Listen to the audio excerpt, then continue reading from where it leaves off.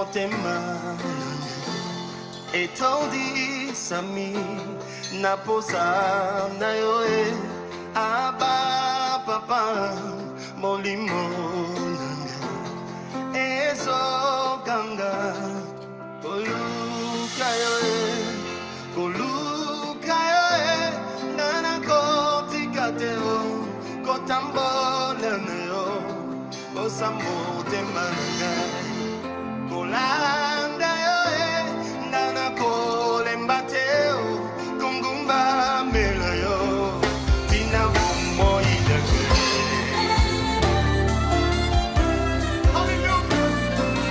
Bien-aimés, nous voulons remercier le Seigneur qui a permis que nous puissions être là, afin qu'ensemble nous puissions partager sa parole dans notre émission Parole de vie, la vérité de l'Évangile.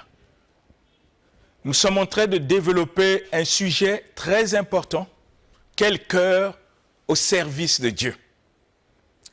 C'est bien, bien-aimé, d'aller à l'église, c'est bien d'adorer, c'est bien de prier, c'est bien d'élever le Seigneur et de le servir. Mais la question, nous le servons avec quel cœur? Parce que Dieu nous a inspiré sa parole telle qu'il a dit aux apôtres. Enseignez-leur à observer tout ce que je vous ai prescrit. Pourquoi le Seigneur l'a dit? Afin que, étant serviteurs de Dieu, nous ne devons pas enseigner des choses qui sont contraires à ce que le Seigneur Jésus a prescrit pour son Église. Donc nous devons avoir la connaissance de l'enseignement que Jésus-Christ a laissé pour son Église en enseignant des enfants de Dieu pour que les enfants de Dieu puissent le servir, non comme il le veut, comme il pense, mais qu'ils puissent servir Dieu selon sa volonté et que cette volonté est révélée dans sa parole. Aujourd'hui, nous avons comme l'impression que nous qui allons à l'église tous les jours, nous n'avons jamais compris la manière dont Dieu veut que nous puissions le servir. Et ça fait que chacun a pu imposer sa manière de servir Dieu. Et dans nos cœurs, on est comme persuadé que ce que nous sommes en train de faire au nom du Seigneur le glorifie. Et le Seigneur dit dans sa parole, mon peuple périt parce qu'il lui manque la connaissance. Le sujet est tellement important. Quel cœur au service de Dieu? Comment nous le servons avec notre cœur? Qu'est-ce qui est au fond de notre cœur? Bien-aimés, nous devons comprendre ces choses et au cours de cette émission, nous avons développé beaucoup de choses concernant l'état de cœur de ceux qui veulent servir le Seigneur. Il faut que notre cœur soit conforme à sa volonté. Il faut que dans notre cœur, nous puissions croire et accepter la révélation que Dieu donne de lui-même, de la manière dont on veut le servir dans sa parole. Parce que nous ne pouvons pas, bien-aimés, servir le Seigneur avec nos pensées. Nous ne pouvons pas servir le Seigneur avec nos imaginations, nos idées. Nous ne pouvons pas servir le Seigneur avec notre chair. Parfois, on a l'impression qu'on peut faire des jeûnes, on peut faire beaucoup de choses, que nous sommes en train d'attirer l'approbation de Dieu. Dieu est nulle part, sinon dans sa parole. C'est ainsi que, dans le livre d'Ésaïe que nous allons lire, j'aimerais que nous puissions commencer par là, pour rafraîchir notre mémoire, que nous comprenons ce que Dieu lui-même révèle dans sa parole, pour que nous ne puissions pas tomber dans les erreurs. Nous lisons le livre d'Ésaïe, chapitre 55, et nous allons lire le verset 8 et le verset 9. Lisons la parole pour comprendre la pensée du Seigneur. Ésaïe, chapitre 55, du verset 8 au verset 9, je lis la parole de Dieu au nom du Seigneur Jésus-Christ. Au verset 8, il est dit, « Car mes pensées ne sont pas vos pensées, et mes voix ne sont pas vos voix, dit l'Éternel.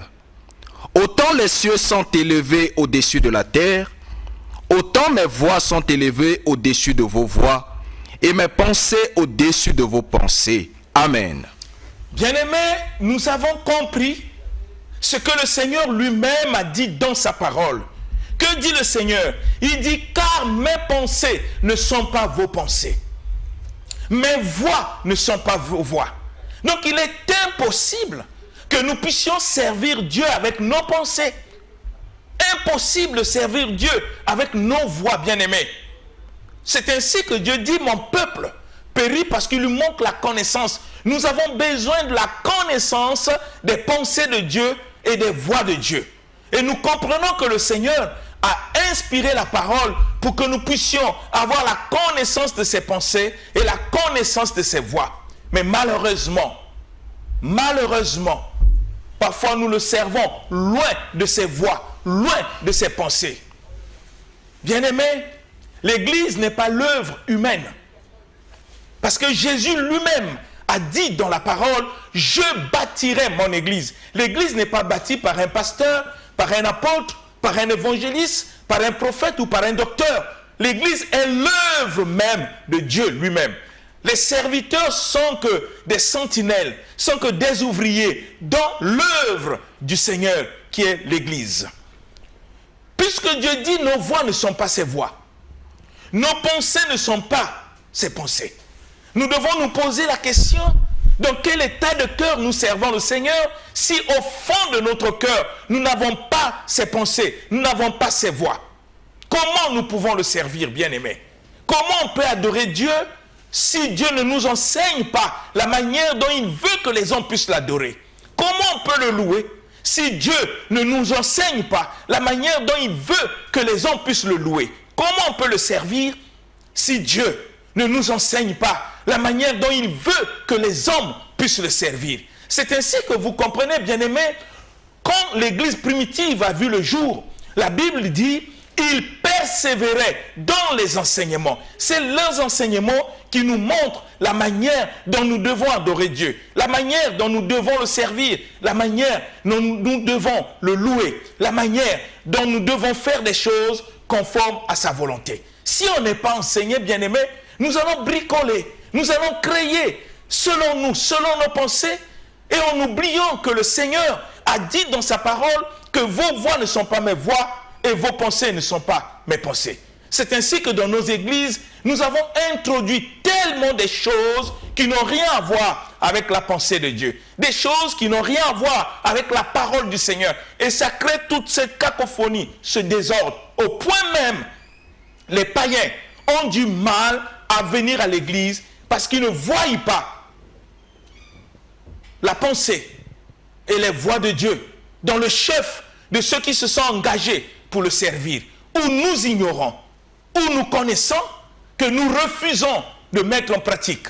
Le Seigneur a dit dans le livre de Jacques, ne vous bornez pas à écouter, mais mettez en pratique. Qu'est-ce qu'on doit mettre en pratique?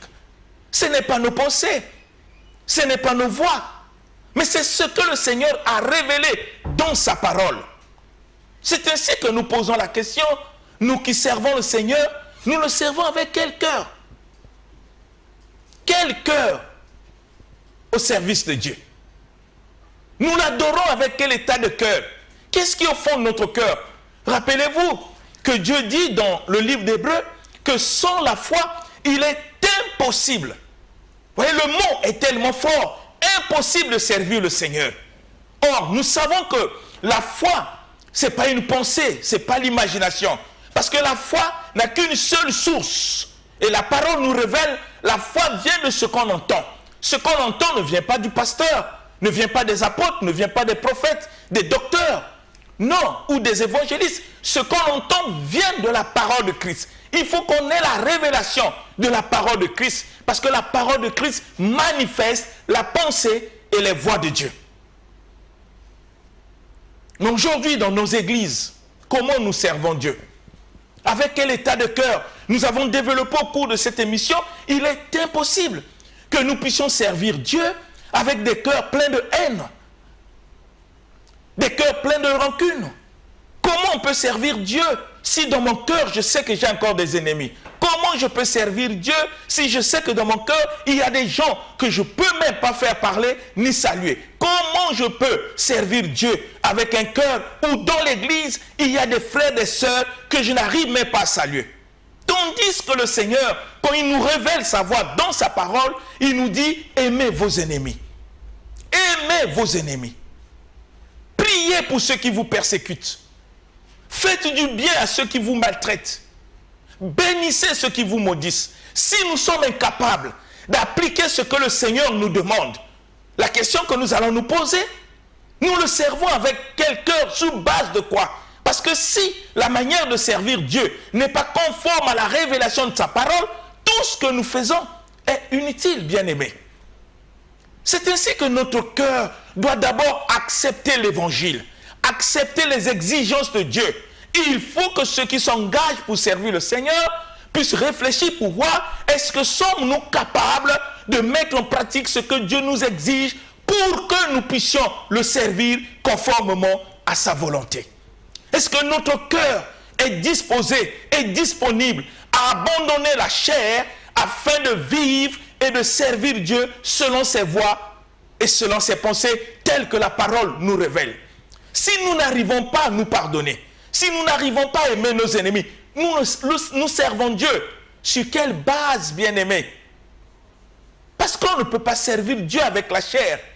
Parce que la Bible nous enseigne que la chair et l'esprit sont en inimitié. Les œuvres de la chair sont contraires à ceux de l'esprit. Et l'esprit, on a de contraire à ceux de la chair. Donc il est impossible, bien-aimé, que je me réclame chrétien et servir Dieu sur base de ma chair si mon cœur ne sait pas appliquer des choses que le Seigneur m'exige dans sa parole. La question toujours, comment je le sers? Comment je sers ce Dieu? C'est la question que nous devons nous poser. On ne va pas à l'église pour faire des aventures. C'est une question de vie, bien-aimé. On ne va pas à l'église pour flatter le Seigneur. Dieu ne le flatte pas. Parce que Dieu ne voit pas l'apparence de tout ce que nous faisons dans nos églises. Dieu voit les cœurs, pour voir les motivations. Qu'est-ce qui nous pousse à faire cela? Est-ce que nous avons compris sa volonté? Est-ce que nous faisons conformément à ce qu'il a révélé dans sa parole? Mes voix ne sont pas vos voix, dit le Seigneur. Mes pensées ne sont pas vos pensées. La question, bien-aimé, tu sers Dieu sur base de quelle pensée? Qu'est-ce qui est au fond de ton cœur? Qu'est-ce qui est au fond de ton cœur? Si mon cœur n'accepte pas des exigences de Dieu, comment je peux prétendre le servir? Comment? C'est ainsi que le Seigneur nous dit dans le livre de Matthieu que nous allons lire. Vous allez comprendre la pensée avant que nous puissions développer des choses plus importantes. Matthieu chapitre 15. Nous allons lire le verset 8 et le verset 9. Que dit le Seigneur? Matthieu chapitre 15, du verset 8 au verset 9, nous lisons au nom du Seigneur Jésus-Christ. Ce peuple m'honore des lèvres, mais son cœur est éloigné de moi. C'est en vain qu'il m'honore, en enseignant des préceptes qui sont des commandements d'hommes. Amen. Voyez, ça c'est le Seigneur Jésus lui-même qui dit. Il répète ce qu'Ésaïe a pu dire. Mes pensées ne sont pas vos pensées. Et mes voix ne sont pas vos voix. Que dit le Seigneur? Le Seigneur lui-même, il dit, ce peuple m'honore que des lèvres. Ce n'est pas un pasteur qui parle. Ce n'est pas un évangéliste, ce n'est pas un apôtre. C'est Jésus lui-même. Il avait toute une foule tout autour de lui. Toute une foule qui chantait Hosanna, Alléluia, qui glorifiait le Seigneur. Mais quand Dieu voit l'état des cœurs de ces personnes, qui le louent, qui le prient, qui l'adorent, Dieu se rend compte que le cœur de ces personnes est loin de lui. Est-ce que c'est ton cas? Pourquoi le cœur est loin du Seigneur? Mais parce que le cœur n'a pas accepté de mettre en pratique les exigences que Dieu nous révèle et qui nous demande dans sa parole. Et Jésus dit, ce peuple m'honore que des lèvres, mais leur cœur est éloigné de moi. Il dit, c'est en vain qu'il m'honore. C'est inutile, c'est en vain. C'est-à-dire tout ce que nous faisons pour honorer le Seigneur. Même en donnant nos offrandes, si notre cœur n'est pas conforme à sa volonté, le travail que nous faisons pour lui est vain et inutile, bien-aimé. C'est Jésus qui parle.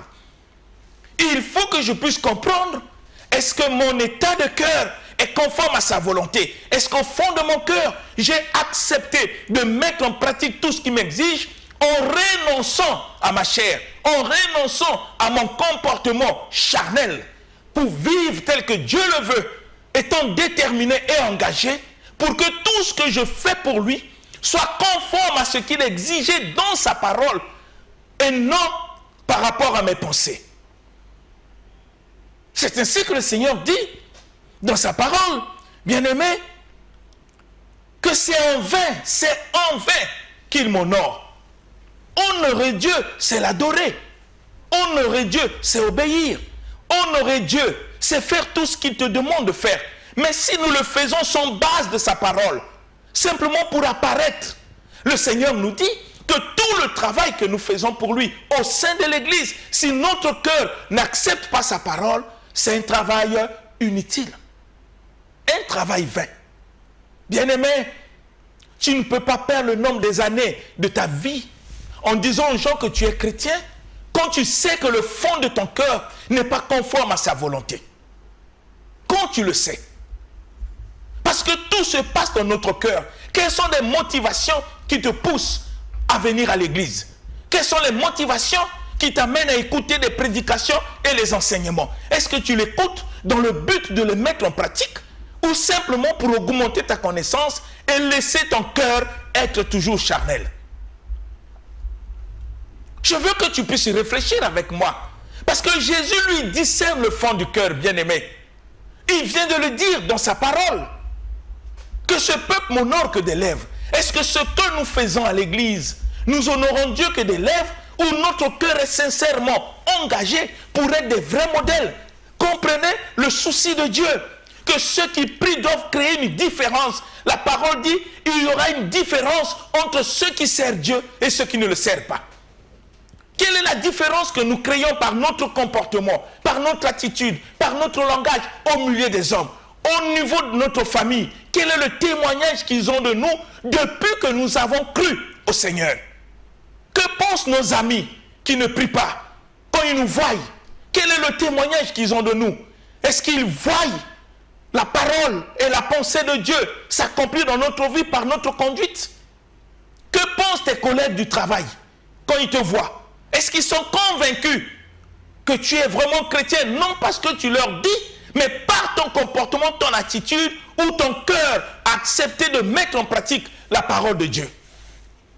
Que disent les collègues de l'école, dans le quartier? Quel est le témoignage de ta vie? Bien-aimé, il y a des choses que parfois nous faisons en cachette. On a comme l'impression que Dieu ne voit pas. Il voit. Est-ce que ça, c'est une manière de l'honorer? Et de dire aux gens que tu es chrétien? C'est ainsi que Jésus a dit, ils m'honorent que de lèvres. Tout ce qu'ils font pour m'honorer est inutile. Pourquoi? Parce que le cœur n'est pas en Dieu. Parce que si le cœur est en Dieu, il y aura l'impact dans notre vie. Parce que le Seigneur disait pour les pharisiens, nettoyez l'intérieur et l'extérieur deviendra net. On n'a pas besoin d'apparaître. On n'a pas besoin de faire semblant d'une sanctification ou de sainteté devant les hommes si notre cœur est sale, si notre cœur ne sait pas aimer, si notre cœur ne sait pas pardonner, si notre cœur garde des choses qui ne sont pas conformes à la pensée et à la voix de Dieu. On ne sert pas Dieu en faisant semblant, bien-aimé. Ce n'est pas possible. Parce que Dieu ne voit pas l'apparence. Les hommes peuvent t'apprécier, les hommes peuvent t'acclamer. Mais Dieu qui voit ton cœur, qu'est-ce qu'il voit au fond de ton cœur? Tu le sers avec quel état de cœur?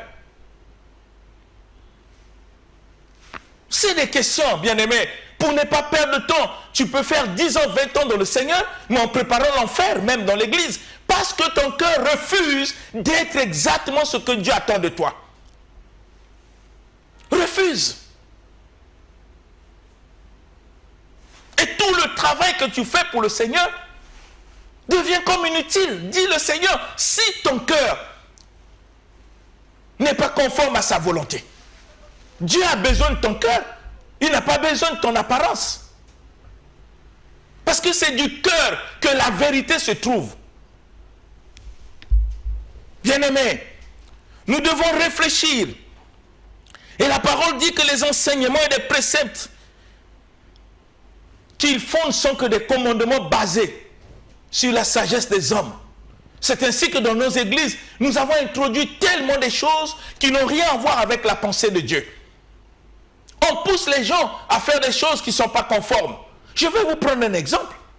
Aujourd'hui, tous ceux qui veulent servir le Seigneur, veulent être riches, veulent être prospères. Est-ce que Christ est mort sur la croix pour qu'on soit prospère, on soit riche? Non. Être riche, il y a des principes auxquels nous devons respecter. Ce n'est pas quelque chose qu'on doit chercher dans des prières. Parce que si être riche, c'est prier, mais ceux qui ne prient pas qui sont riches. Ceux qui ne prient pas. Il y a même des gens qui sont dans les sciences occultes, mais qui sont riches. Où nous ignorons les principes de la richesse pour le confondre avec la prière. Bien-aimés, des enseignements parfois qu'on nous donne ne sont pas conformes. Je vais prendre un exemple simple de quelque chose qui est mal interprété, qu'on fait sortir même de son contexte. Que nous, la majorité des hommes de Dieu, nous voulons faire croire aux gens que l'or et l'argent appartiennent à Dieu. Parce que la Bible dit que l'or et l'argent appartiennent à Dieu. Mais quand la Bible dit l'or et l'argent appartiennent à Dieu, la Bible ne parle pas de la monnaie, ne parle pas des billets de banque. La Bible parle de la matière qu'on appelle or, de la matière qu'on appelle argent, qu'on peut faire des bijoux avec. La Bible ne parle pas de la monnaie. Et les enfants de Dieu ont ça dans la tête en regardant aux richesses. Quelle confusion! Quelle fausseté! Quand Dieu dit l'or et l'argent appartiennent à Dieu, il ne voit pas la monnaie ou des billets de banque, bien-aimés. Vous comprenez? Et on a fait croire aux gens que la bénédiction est le matériel. Vous voyez, dans quel état d'esprit nous servons le Seigneur? Quand tu as une voiture, quand tu as des maisons, tu as l'impression que tu es béni. Mais bien aimé, la bénédiction n'est pas matérielle. Je peux vous le démontrer bibliquement. Ça n'a rien à voir avec le matériel. Ça, vous trouverez seulement au milieu de ceux qui n'ont pas la connaissance de la pensée de Dieu et des voies du Seigneur. Qui vous a dit que la bénédiction est matérielle? Si avoir une voiture qu'on est béni, une maison on est béni, mais ceux qui sont dans les sciences occultes, qui ont beaucoup de véhicules, ils sont comment? Eux qui ne prient pas Dieu, ils sont bénis? Vous savez, dans ce monde, des milliardaires, parfois qui sont des occultistes. Est-ce que le fait d'avoir des millions ou des milliards dans son compte fait de toi un homme ou une femme bénie? Qui nous a dit ça? Vous voyez, on a une confusion parce que nous ignorons les pensées de Dieu. Quand Dieu parle même de la bénédiction, nous devons comprendre, vous savez, si notre cœur n'a pas la révélation des pensées, des voies de Dieu, nous allons créer tout ce désordre, toutes ces confusions, en interprétant mal même les versets bibliques, en faisant sortir les versets dans leur contexte, et ça devient des prétextes. Et nous pensons que dans ces prétextes, nous sommes en train de servir Dieu. C'est malheureux. C'est malheureux. Quand vous voyez même dès le commencement ce que le Seigneur a pu dire, quand il a créé Adam, avant de créer Adam, Dieu a mis toutes les conditions, tout ce qu'il faut pour qu'Adam puisse vivre mieux. Une fois qu'il a placé Adam dans l'abondance du jardin d'Éden, Dieu lui a dit, soyez bénis. Il parlait de quoi? Du matériel? Il ne parlait pas du matériel. Quand vous lisez le livre de Deutéronome, chapitre 28, qu'est-ce que Dieu dit? Je bénirai l'œuvre de tes mains. L'œuvre des mains, c'est le travail qu'on fait. Mais le travail qu'on fait n'est pas une bénédiction. La bénédiction de Dieu vient sur ce que nous faisons.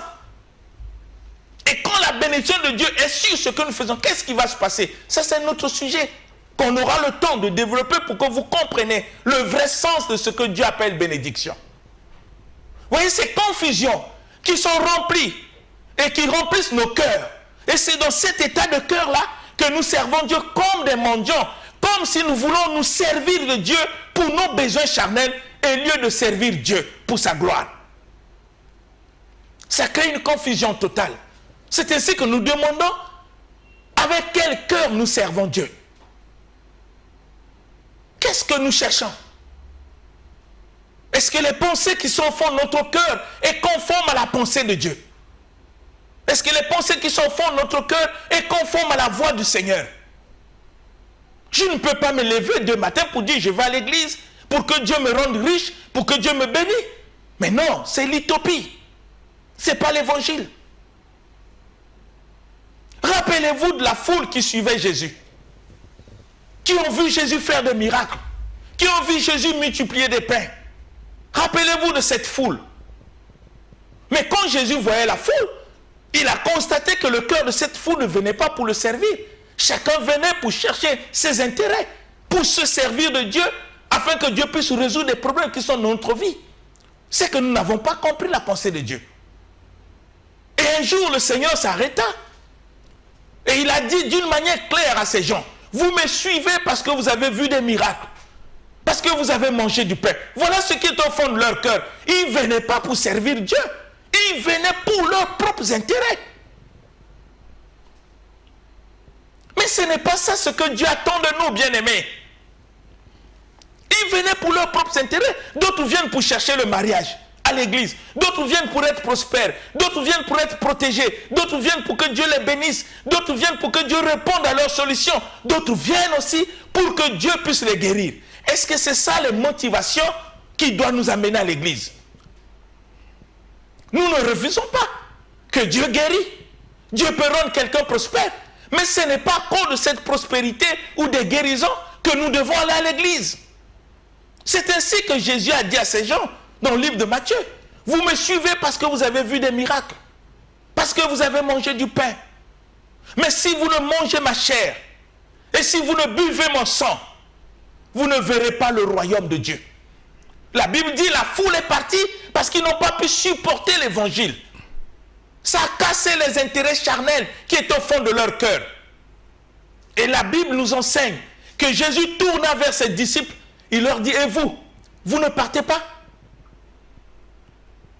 Jésus n'a pas besoin des personnes qui le suivent pour des intérêts charnels. Ce n'est pas possible. Parce que les pensées de l'homme ne sont pas les pensées de Dieu. Et les voies de Dieu ne sont pas les voies de l'homme. Quand je m'engage pour servir le Seigneur, il faut que mon cœur soit disposé et disponible à accepter les exigences de ce que Dieu me recommande dans sa parole.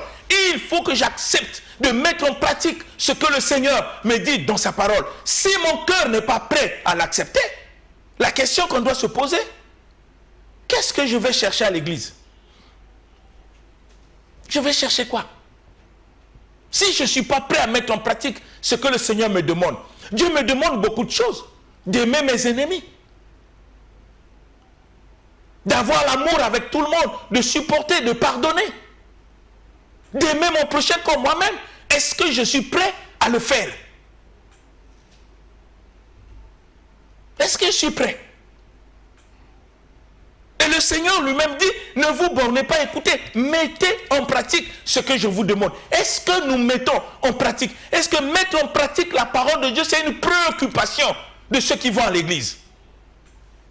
Est-ce que c'est notre préoccupation? Nous qui se disons chrétiens, est-ce que la préoccupation dans notre cœur, c'est mettre en pratique la parole, c'est-à-dire vivre selon ce que Dieu nous exige dans sa parole? Pour que par cette parole, nous devenons une nouvelle créature. Être une nouvelle créature, ce n'est pas des restations. C'est une vie. Et nous devons le faire avec notre conscience, bien-aimés. Un chrétien véritable, c'est un homme conscient de ce qu'il est, de ce qu'il était et de ce que la parole de Dieu a pu faire dans sa vie. Il n'a pas besoin de dire aux gens qu'il est chrétien. Ceux qui l'ont connu, ils vont constater le changement radical. L'apôtre Paul l'a vécu. Il respirait le meurtre. Quand il a connu le Seigneur, il a abandonné tout ce qui est charnel. C'est ainsi qu'il dit qu'il regarde toutes choses comme de la boue. À cause de l'excellence, la connaissance de Jésus-Christ, il a renoncé à tout. C'est un engagement. Il faut être déterminé. Pourquoi l'évangile commence par la repentance? La repentance, c'est un engagement. C'est une décision. C'est une question de responsabilité. Est-ce que sommes-nous prêts à renoncer à nous-mêmes pour vivre selon les pensées de Dieu qui nous sont révélées par sa parole? La réponse est dans le cœur de chacun. La réponse est dans le cœur de chacun. Bien-aimés, réfléchissons. Ce peuple m'honore que des lèvres. Tout ce qu'ils font est inutile, dit le Seigneur. Réfléchissons, bien-aimés. Aller à l'église, c'est une bonne chose. Mais on va pour faire quoi exactement? Si dans le quartier, c'est nous qui amenons des querelles, Si au niveau du travail, c'est nous qui amenons la confusion. Un chrétien au milieu des païens est encore pire qu'un païen. On se pose la question, qu'est-ce qu'il va chercher à l'église? Si le cœur n'est pas, comment tu sers Dieu? Comment tu peux servir Dieu avec cet état de cœur que tu as? Comment? Je dis souvent, croire en Dieu, c'est une bonne chose, bien-aimé. C'est pas mauvais. Mais la question, il faut aussi se poser si Dieu croit en toi. Quand il voit ton cœur, qu'est-ce qu'il voit? Hein, bien-aimé? Qu'est-ce que Dieu voit au fond de ton cœur? L'hypocrisie? Qu'est-ce que Dieu voit au fond de ton cœur? Pour que tu prétendes le servir comme lui-même l'a dit. Parce qu'il sait que dans le cœur de l'homme, il n'y a que de la saleté. Dans le cœur de l'homme, il n'y a que de la saleté. Et le Seigneur le définit même. J'aimerais qu'on puisse lire 2 versets dans le livre de Matthieu 15 que nous avons lu, le verset 19 au verset 20. Voilà comment Dieu décrit un peu ce qui est au fond du cœur de l'homme. Qu'est-ce que Dieu dit dans le livre de Matthieu 15, 19 à 20? Matthieu 15, du verset 19 au verset 20, nous lisons au nom du Seigneur Jésus-Christ. Au verset 19, il est dit: car c'est du cœur que viennent les mauvaises pensées, les meurtres, les adultères, les impudicités, les vols, les faux témoignages, les calomnies. Voilà les choses qui souillent l'homme.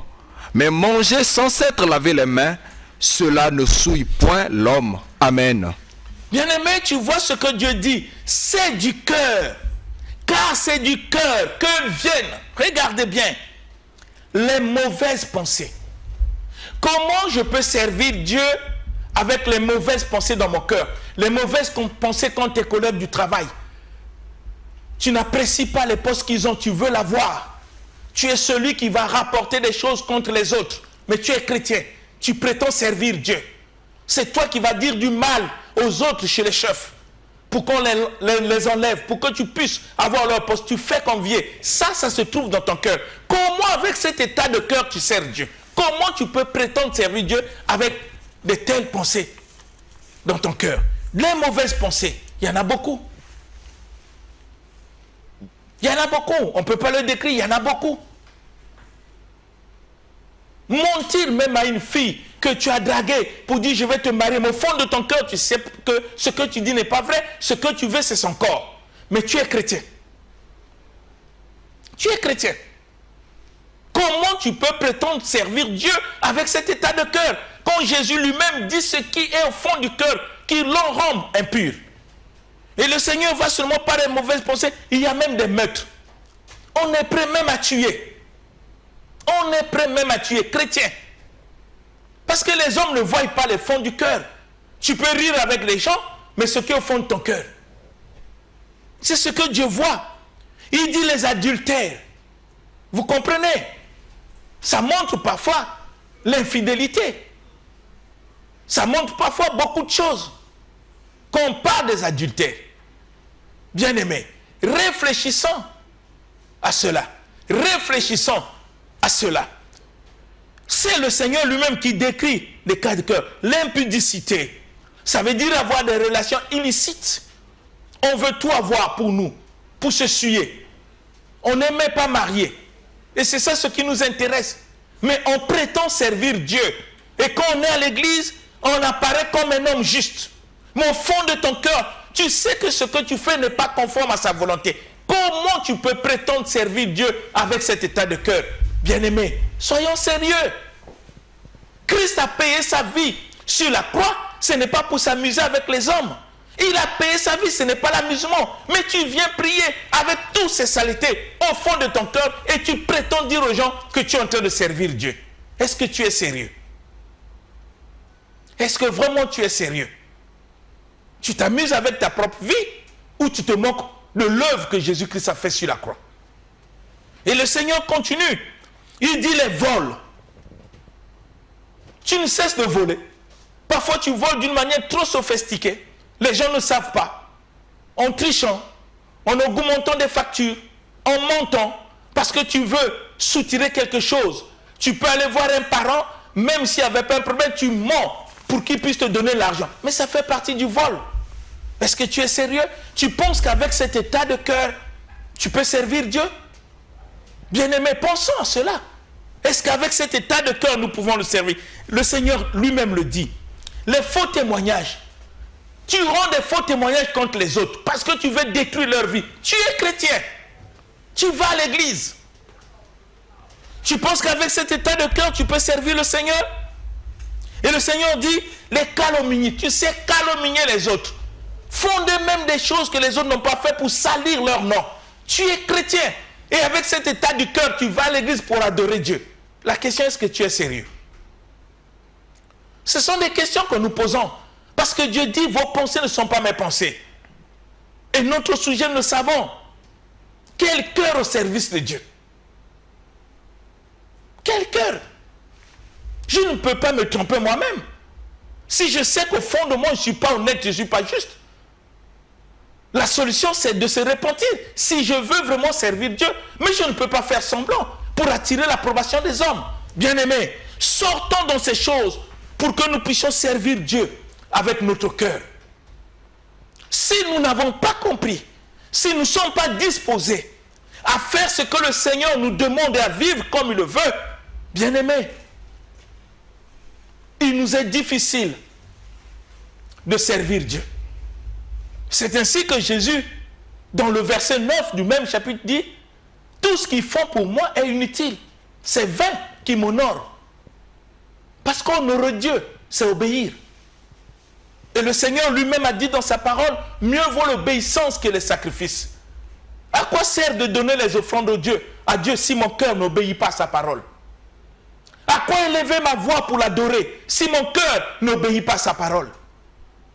À quoi le louer si mon cœur n'obéit pas à sa parole? Puisque lui-même il a dit, mieux vaut l'obéissance que les sacrifices. Bien-aimés, nous avons compris un peu dans quel état de cœur Dieu veut que nous puissions le servir. Il faut que notre cœur soit conforme à sa parole. Et nous allons voir le mardi qui va venir comment dans notre état de cœur nous pouvons le servir dans l'église. Parce que l'église n'est pas un lieu de désordre. Il y a des règles que Dieu a établies. Il faut que mon cœur accepte ces règles pour que je sois apte à le servir dans son église. Il y a des exigences. Si mon cœur ne l'accepte pas, ça veut dire que je ne suis pas apte et digne de servir Dieu dans une église. Et nous allons parler de ça. Et je veux que tu puisses réfléchir, bien-aimé, pour prendre ta vie spirituelle au sérieux, pour comprendre qu'aller à l'église, ce n'est pas l'amusement, ce n'est pas l'habitude, ce n'est pas le tourisme, mais c'est une question de vie. Que le Saint-Esprit continue à parler au fond de ton cœur pour que tu réalises ce que Dieu attend de nous tous, même moi qui vous prêche. J'ai parlé ainsi, c'est au nom de Jésus-Christ que j'ai ainsi parlé. Amen. Amen. L'émission Parole de vie avec le pasteur Lévi Nikwe, chaque mardi à partir de 17h10 sur DRTV International. Papa, motema etondi sami naposa na yo aba papa